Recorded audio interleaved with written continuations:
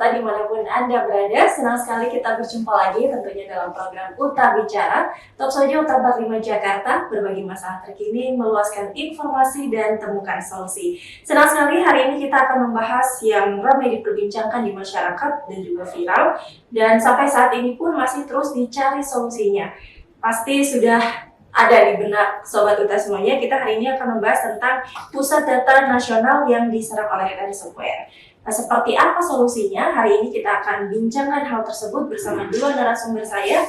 Sudah hadir di sini. Yang pertama, saya perkenalkan kepada Bapak Jelajah Stana selaku Rektor UTA 45 Jakarta. Apa kabar Pak Rajes? Baik. Selain sebagai Rektor, Pak Rajes kepakaran ya Pak ya, adalah bidang security, information security. Jadi pas sekali kita membahas tentang permasalahan ini. Kemudian yang kedua juga sudah hadir bersama kita saat ini ada Bapak Brian Matthew. Beliau adalah Wakil Rektor 2 UTA 45 Jakarta. Terima kasih Pak atas waktunya. Terima kasih. Baik, langsung saja nih saya mau ke Pak Rajes dulu. Pada tanggal 20 Juni Pak 2024 ini ada serangan. Yang mana serangan ini kan sebenarnya bukan yang pertama ya Pak ya. Sudah sering terjadi, tapi ini cukup besar dan ramai karena ada permintaan 131 miliar. Sebelum ke sana nih Pak, ini kan yang diserang adalah Pusat Data Nasional. Yang diserang ransomware. Bisa dijelaskan dulu Pak? Jadi data apa sih sebenarnya yang ada di Pusat Data Nasional dan ransomware itu apa? Ya, mungkin saya mulai dari ransomware dulu ya. Ya. Kalau Pusat Data Nasional itu kan memang pusatnya database, bank data lah istilahnya tepatnya. Kalau ransomware ini sebenarnya ransomware ini bagian dari coding, instruction offset. Jadi bagian dari logika algoritma yang dibuat untuk apa? Untuk menyerang file-file, folder-folder tertentu, dokumen tertentu supaya bisa terkunci. Jadi prosesnya itu, jadi ransomware ini bagian dari malware. Itu kayak biasa dikatakan ada semacam virus seperti Trojan yang lain-lain. Itu untuk sasarannya apa? Untuk mengunci file-file supaya kabur, tidak bisa terlihat dan tidak bisa diidentifikasi. Bagaimana untuk membuka dan data yang sudah terblok, kita harus menggunakan aplikasi untuk mengidentifikasi itu. Dengan cara kalau biasanya kalau secara sistem itu lebih masuk ke safe mode. Safe mode itu mode yang bisa kita buka tanpa harus menggunakan GUI, Graphical User Interface. Biasanya itu sistem kan sudah pakai GUI kan, Graphical User Interface. Nah, itu sangat mudah untuk di-lock dan dikunci. Baik, jadi cara kerjanya adalah mengunci data tersebut supaya tidak bisa diakses gitu. Ya, apalagi kalau ini berkaitan dengan Pusat Data Nasional, berarti kita bisa bayangkan itu dikirim begitu banyak sehingga yang saya dapat informasi kejadian mengenai Pusat Data Nasional bahwa ada yang dengan sengaja atau tidak sengaja mereka membuka email, mengklik. Contohnya kan di kita kan biasa orang membuka rekening, misalnya punya dana di rekening Bank Mandiri, tiba-tiba dapat email seolah-olah itu dari Bank Mandiri. Jadi yang bersangkutan karena pengetahuannya kurang begitu paham terhadap teknologi informasi, dia mencoba membuka seolah-olah itu untuk memvalidasi datanya. Ternyata itu bagian dari serangan pengkodean yang untuk menyasar kepada rekening bank yang bersangkutan. Termasuk di dalamnya itu sudah ada ID number-nya dia, identifikasi personal identification-nya sudah ada, maka itu sangat mudah untuk dijebol. Oke, artinya Pak, dengan yang itu tadi analogi kan ya Pak? Ya. Analoginya seperti itu. Jadi dengan kurangnya literasi terhadap hal yang seperti itu, tidak sengaja klik, akhirnya data diambil. Apakah itu juga yang terjadi di PDN? Yang saya dapat informasi dan yang saya dengar ya, bahwa itu terjadi karena ada pemicunya, yaitu ada orang-orang yang ada di Telkom, bahwa mereka orang-orang yang sebenarnya bertanggung jawab untuk menjaga data itu harus aman dan sebagainya. Ini yang saya dapatin informasi dari beberapa dari YouTube ya. Itu digunakan oleh mereka dengan sengaja atau tidak sengaja, ya itu lagi ditelusuri. Oke. Sebenarnya ransomware ini sudah berkembang di tahun 1990-an dan berkembang mulai pesat itu di tahun 2012. Nah, itu mulai dia. Mulai dan banyak kasus di luar negeri. Sebenarnya Indonesia harusnya belajar dari kasus-kasus yang sudah pernah terjadi dan solusi yang dijalani. Contohnya Inggris itu di tahun 2019 itu pernah terjadi di Inggris, yaitu data kesehatan, dan di Prancis pernah terjadi juga, di Rusia juga. Jadi ini yang terakhir di China terjadi dan bisa diselamatkan. Jadi tergantung dari expert yang biasa bermain dengan itu kan cuma data terkunci, tinggal kita menggunakan coding tertentu untuk membuka kuncinya itu.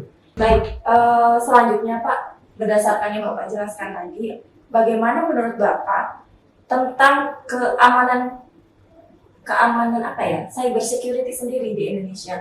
Apakah hal itu terjadi karena entah mungkin ada permainan atau memang karena pertahanan kita aja yang tidak kuat gitu? Kalau saya lihat ini bisa terjadi dan begitu hebohnya di negara kita, itu mungkin karena apa ya? Kebodohan ya mungkin. Okay. Kebodohan atau kelalaian terhadap di dalam menjaga, ini nggak main-main loh, pusat data nasional loh, bahwa kita sudah punya begini. Saya bisa mengilustrasikan begini. Kita punya Menkominfo. Menkominfo itu orang yang memiliki loker-loker terbesar. Okay. Loker paham ya? Loker-loker. Jadi semua data di Indonesia itu dipegang oleh yang pemilik lokal, yaitu adanya Menkominfo. Oke? Punya loker, semua dimasukin di loker itu.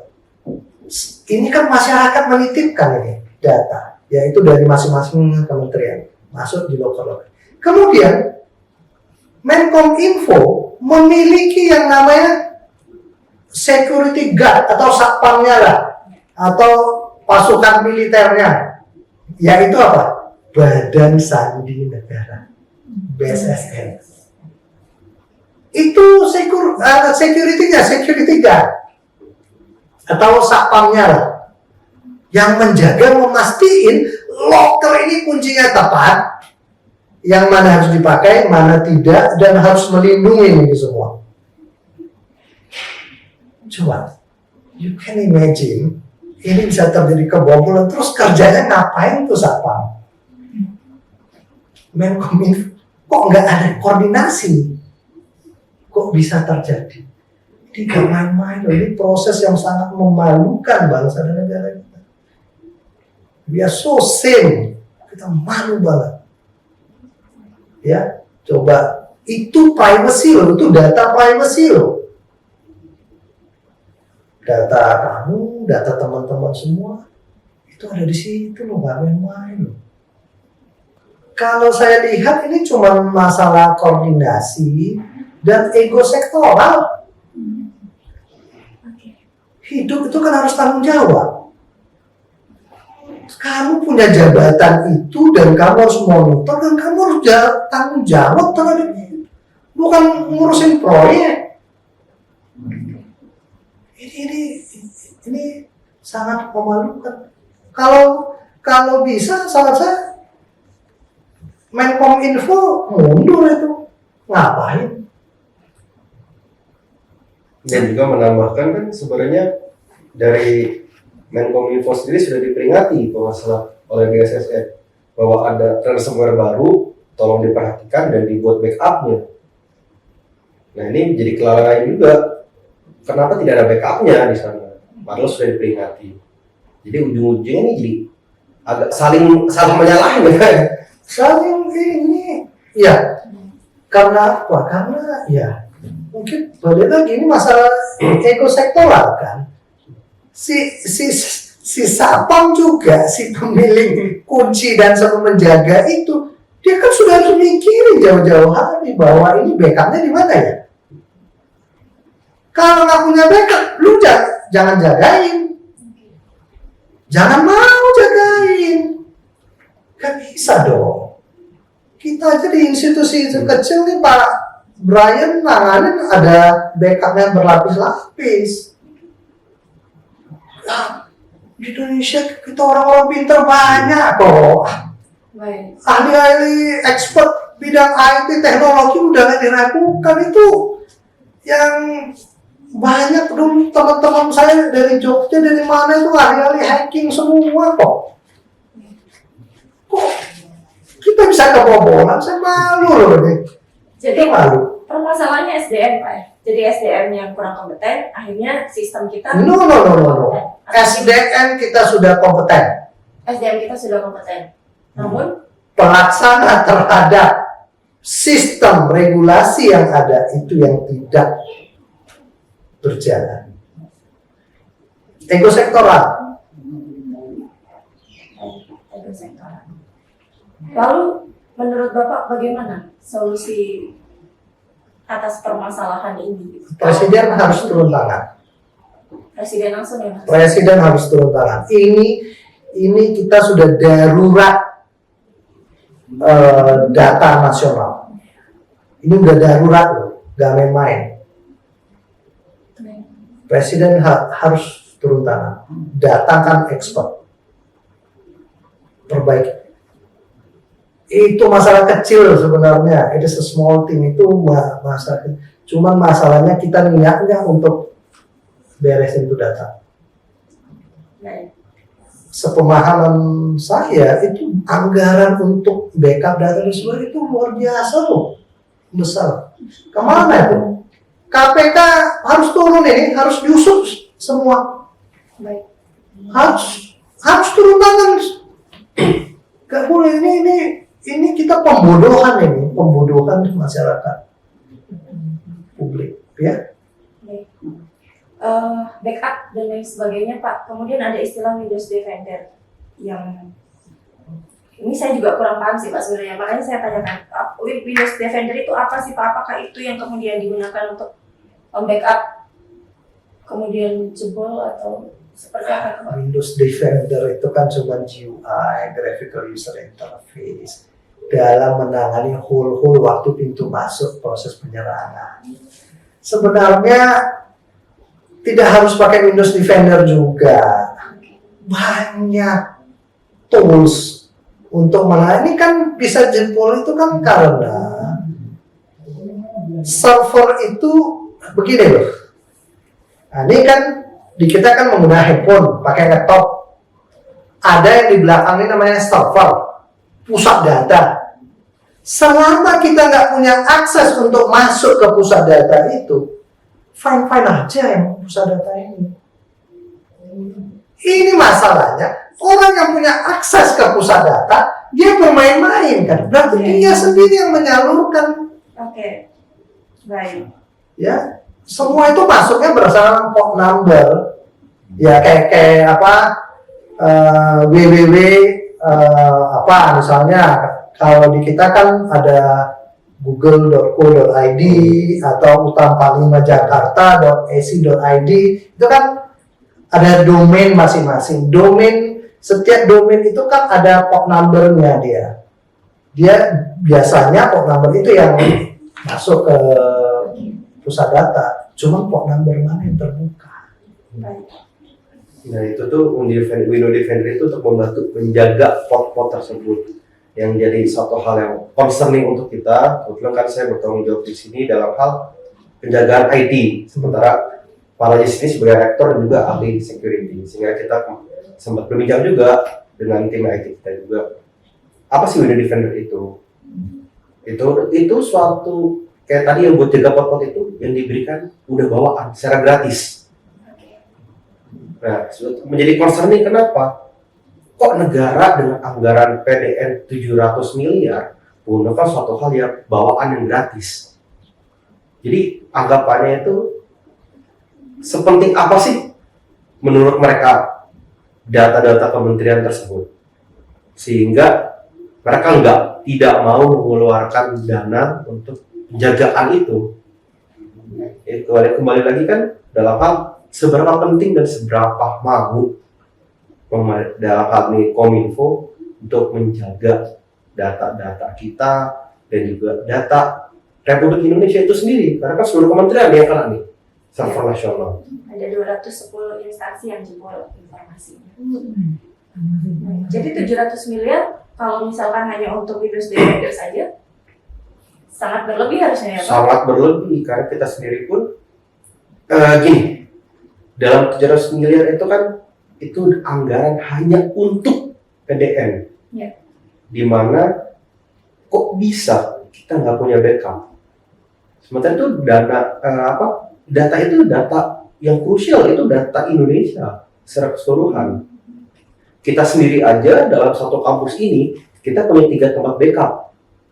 Kita sewa tempat di Singapura, kita sewa juga di Google, dan juga kita punya server internal untuk memastikan ketika kalau misalkan ada hal yang kita tidak inginkan terjadi, kita diserang, kita dihack, kita ada ransomware, backup itu kita punya. Nah, penjagaan sendiri pun kita pastikan penjagaan kita cari yang terbaik, yang sesuai dengan kapasitas dan kapabilitas dari server kita. Dan satu lagi Pak Brian, untuk menyewa backup kan nggak mahal, murah loh. Iya. Dibandingkan dengan bilang data ini loh, kan pada akhirnya ujung-ujungnya tinggal bagaimana dari pemerintah melihat seberapa penting data kita, karena itu kan hal yang krusial. Kalau dibilang apakah 31 miliar itu mahal, akan dikembalikan lagi seberapa penting data itu untuk pemerintah. Kalau menurutnya data itu penting, dengan anggaran PDN 700M, apa arti 131 miliar? Pada ujung-ujungnya tinggal apakah memang ini kan kita ngomong ini nggak ada backup nih, disampaikan nih. Nah ada apa? Kenapa nih? Kok nggak mau ditebus nih? Kalau anggarannya hanya 1/7 atau ada faktor sengaja. Itu makanya ada apa nih? Anggaran cuma 1/7. Ada motif tersembunyi ya Pak? Nggak tahu. Nggak ngerti. Itu kan hanya logikanya saja. Dengan anggaran 700M, ini minta tebus 130M, ya hitung-hitung tebus kesalahan menyelamatkan data masyarakat kita dan juga data pemerintahan. Tapi kalau misalkan kita bayar di 131M, data itu akan terjamin aman atau ada kemungkinan itu data sudah maksudnya bisa atau tidak di backup sama si hacker? Mungkin loh, backup data itu sebenarnya banyak. Provider, server di luar dan sebagainya itu banyak sekali. Tinggal kita ambil siapa yang punya integritas yang tinggi, siapa yang bisa memastikan atau company profile-nya memiliki reputasi yang baik. Kalau kita sendiri mau buat itu fine saja, itu kan cuman masalah cost. Tinggal kita beli space, bisa di Hong Kong, bisa di Singapura. Mengapa kita butuh backup data di luar negeri dan sebagainya? In case Indonesia terjadi tsunami, gempa bumi dahsyat, data hilang, kita masih punya backup. Yang pastinya di negara mana yang kita buat backup itu negara yang secure. Yang selama 20 tahun terakhir itu tidak pernah ada gejolak politik atau tinggi atau apapun. Backup data itu sangat dibutuhkan loh. Kalau Indonesia terjadi tsunami atau kolaps gempa bumi, kita kan daerah yang sangat rawan, sangat dekat dengan gunungan. Itu fine-fine saja, dan itu harus dan backup data itu dibutuhkan real time. Oke, sangat. Harus real time. Negara sebesar Indonesia nggak punya backup data pakai real. Waduh, saya malu loh. Saya kaget dapat laporan seperti itu. Malu kan ya. Jadi, waduh, istilahnya negara, seluruh penduduknya nggak pakai baju. Lagi ditelanjangin ini. Siap kita menerima itu penghinaan sangat luar biasa. Kita tahu lah permainan ransomware atau motif di belakangnya, kalau memang yang buat ransomware itu dengan motif yang kita tidak tahu. Ya, kalau ada motif yang ada motif tersembunyinya. Itu kan beberapa kali kita kena. Itu yang kasus yang data untuk Pilpres, data pemilu KPU, lalu data KTP, data banyak data yang kasus kemarin sempat heboh juga kan, yang berapa kali data kita diekspos keluar, yang di-leak. Nah, itu kan juga satu contoh. Sampai sebelum ini tiba-tiba kalau sekarang ini langsung yang data satu negara. Sebenarnya kan udah kasus-kasus terdahulu harus jadi pelajaran. Ada hole yang harus ditambal dalam penjagaan cyber security kita misalnya. Dan kalau misalnya kita ngomong, oh ini kan kita harus menjaga sendiri data kita, tidak boleh dipegang luar. Terus sekarang dengan adanya kasus ini, data kita ditaruh di Amazon di Amerika. Jadi, what's the difference? Apa bedanya? Cuma sekarang, begitu kita udah di-hack, data kita sudah diambil orang, sudah dikunci, kita nggak punya aksesnya, dengan sisa-sisa data kita, tolong dong, dijagain. Apa bedanya dengan dulu? Kalau kita punya data lengkap, tolong dijagain. Bedanya sekarang cuma kita nggak punya datanya aja. Anggapannya kita udah ditelanjangin, dulu kita minta tolong. Kemana aja dulu kita waktu pakai baju. Oke. Baik. Ini kasus yang sangat luar biasa. Menurut Pak Rajes dan Pak Bayang, siapa yang harus bertanggung jawab atas kasus ini? Negara harus bertanggung jawab. Presiden harus bertanggung jawab. Ya, karena ini data masyarakat. Saya termaksud data saya. Saya malu ini sekarang. Harus tanggung jawab. Memilih seorang Menkominfo yang tidak sesuai dengan keahlian atau bidangnya. Ya. Enggak. Itu put the right man on the right place. Tempatkan orang yang tepat pada bidangnya. Jangan main asal aja. Atau memang ini dibuat skenario untuk dirusak, itu juga saya nggak tahu. Yang jelas negara harus bertanggung jawab. Harus bertanggung jawab. Menkominfo terutama Pak. Oh pasti, pasti. Pak Bayang. Saya setuju dengan apa yang disampaikan oleh Pak Raisa. Negara harus bertanggung jawab, terutama Kominfo dan juga BSSN. Kenapa negara kita datanya begitu mudah untuk dijebol? Dalam waktu 1 tahun berapa kasus kita alami? Dan kenapa tidak menjadi pelajaran buat kita bahwa kita itu harus mengakui bahwa penjagaan kita itu masih lemah dan harus ditingkatkan. Dan kenapa kalau sekarang dia ngomong ke depan kita akan lebih baik menjaganya, terus dulu itu apa? Kasus-kasus dulu. Kayaknya yang dulu juga bilang ke depan kami akan Iya. menjaga gitu kali ya. Kapan akan menjaganya? Kapan rakyat akan dijaga secara nyata? Bukan hanya omongan akan dijaga. Kita bayar pajak. Uang untuk bayar menjaga data itu semua dari pajak rakyat loh. Itu harus dibuka 700M itu. Harus tanggung jawab itu. KPK harus turun melakukan pemeriksaan. Iya dong. 700 miliar ini luar biasa. Kalau sekelas Windows Defender yang bawaan. Ya gratis itu. Baik, lalu Pak, ini kan masih terus berjalan ya Pak, bagaimana seharusnya negara, terutama Kominfo harus bertanggung jawab atas hal ini. Dari Pak Rajes selaku pakar information security. Itu harus seperti apa penyelesaiannya? Selain menyelesaikan juga bagaimana ke depan menurut Bapak? Sebenarnya begini, mengapa pentingnya backup data itu? Ingat, satu hari data terblok, maka negara rugi berapa besar? Semua transaksi administrasi itu akan terhambat. Berarti apa? Ada proses bisnis yang stuck. Saran saya dipastikan punya backup data itu fungsinya itu. Jadi kalau ini sudah terblok rusak, ya sudah, jangan diganggu, kita bermain backup data. Ini langsung naik jalan lagi. Sambil ini diperbaiki. Sekarang malunya kita dan backup nggak ada, kita masih berkutat-kutit mau memperbaiki ini masih pakai alat tungkang. Tunggu Pak ya, kebocoran sudah terjadi loh. Gimana negara sebesar ini mengerjakan sesuatu tanpa plan? Udah itu ransomware itu mengirim pakai ancaman lagi. Lo harus bayar sekian baru bisa dibuka. Oke lah, negara mau bayar. Bisa dibuka nggak? Belum tahu juga. Ini masih 50-50 loh.